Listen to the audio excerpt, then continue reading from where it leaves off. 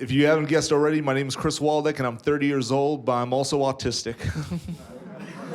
I appreciate that's exactly how much applause it deserves, because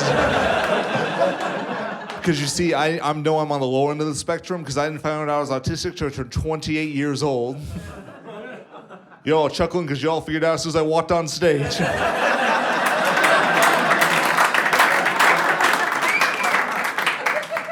Do you know what age most kids find out they're autistic?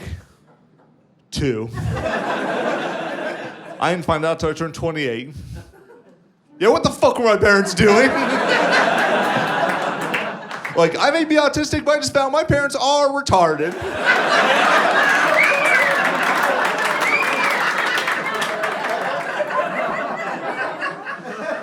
My dad's name is Gerald, so it's safe to say I'm one of Jerry's kids. And my mom's name is Tina. And that's just short for retarded. If that joke was a little too much for you, you'll have to forgive me. I'm very blunt about my autism, because you see, I've got what's called old school autism.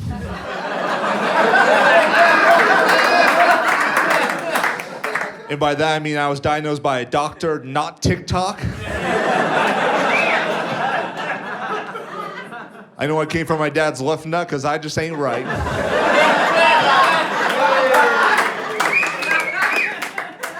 I have zero issue with being autistic. I'm just always afraid that I'm gonna make the autistic kids look bad. Because they got a reputation. They're good at stuff. And I know I look like I should be good at stuff, dressed up here as fly as fuck as I am right now. Thank you. Keep your dicks in your pants. But honestly, I'm just dressed as fly because they wouldn't let me wear my helmet on stage.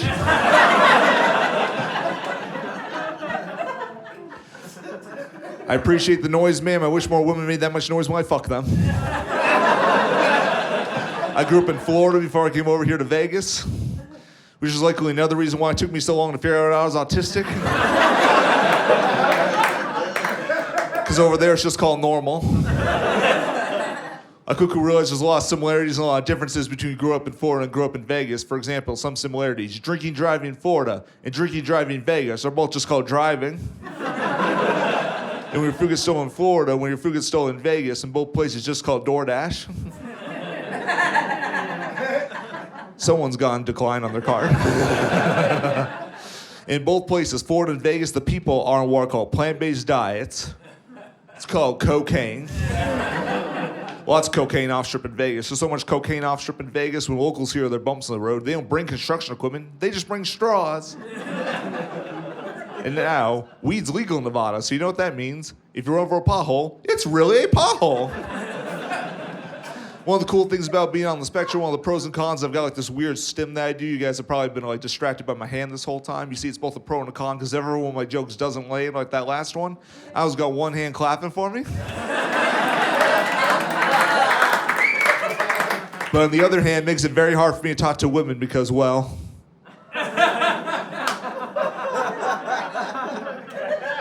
that deserved a much bigger reaction. But yeah, it's if you couldn't tell by my cell rate, I don't have the closest relationship when it comes to women. In fact, I actually have a closer relationship with the stock market than I do with most women. Because at least the stock market will go down on me. And sometimes return my calls. But there are some big differences, though, between grow up in Florida and grow up in Vegas. For example, if you couldn't tell already by my nasally voice, I'm a huge nerd. Grow up in Florida, I used to play this game. It was called Dungeons & Dragons. I heard one woo, so I know I'm not the only unfuckable person here tonight. In Florida, that was a game, Dungeons & Dragons. We played Dungeons & Dragons in Vegas. Now it's a swingers club. Much smaller dragons, though. Another big difference between grow up in Florida and grow up in Vegas are the dating apps. I'm a terrible dater. Growing up in Florida, I struggle on apps like Tinder and Bumble. So much easier to date in Vegas. Now I just use Cash App and Venmo. Another big difference between grow up in Florida and grow up in Vegas are the strip clubs.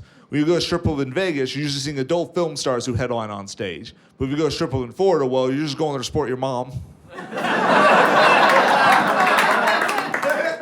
I'm just messing with you. You think I go to a strip club to support my mama? She's not hot enough.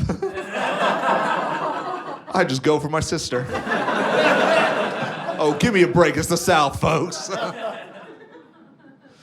I worked a lot in the South before I came over to Vegas. I was actually in Texas before I started working in Vegas as a comedian. When I told my friends I was planning on going to Vegas for comedy, they were all like, don't. Like my Texas friends were like, no, man, don't go to Vegas. It always builds up your self-confidence and then gets your hopes up and then it crushes you at the very end. And I'm like, but why are you telling me this? You're a Cowboys fan. But another big difference between grew up in Florida and grew up in Vegas are how they treat bad drivers. You see, if you're a bad driver in Florida, if you have special needs like me, they give you a handicap sticker. In Vegas, they just give you a California license plate.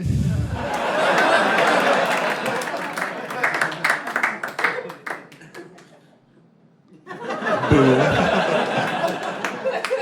But the biggest difference between grew up in Florida and grew up in Vegas is how it affected my self-esteem. You see, if I ever blew $1,000, got beat by a hooker in a hotel room, I was considered a loser in Florida, but not in Vegas, though. When that happens to me at a hotel or casino in Vegas, now I'm a rewards member.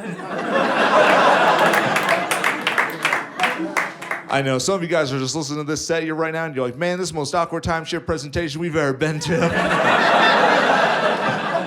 And the rest of you are like, I thought the subway guy was in jail. Well, I promise I'm not the subway guy. There is an advantage to looking a little creepy here. It makes me the perfect Uber driver. Because when you see a guy like me give me a ride, you know you're going to your final destination. Thank you, that's been my time. You guys have a great day.